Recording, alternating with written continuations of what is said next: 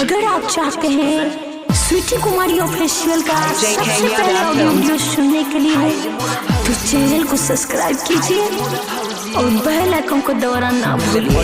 नया नया शादी सब्जी में बेचे 20 के यादी रोटी गरम गरम हाथ नरम नरम जब खिला बताया बचे मजा हाय रे मोरा भौजी हाय रे मोरा भौजी हाय रे मोरा भौजी हाय रे मोरा भौजी हाय रे मोरा भौजी हाय रे मोरा भौजी JK Yadav Films विकास मटियाला सीतामढ़ी के लिए बारात खूब भले मारा मार दुगो छौड़ी हाथ मारती है भैया के साथ ये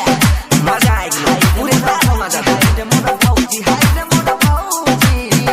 हाय रे मोरा भौजी हाय रे मोरा भौजी हाय रे मोरा भौजी हमरा भैया के ससुर लागे रहे पहलवान हाय रे के लई कर समझी मिलान लोग सब हंसने लगे JK Yadav Films विकास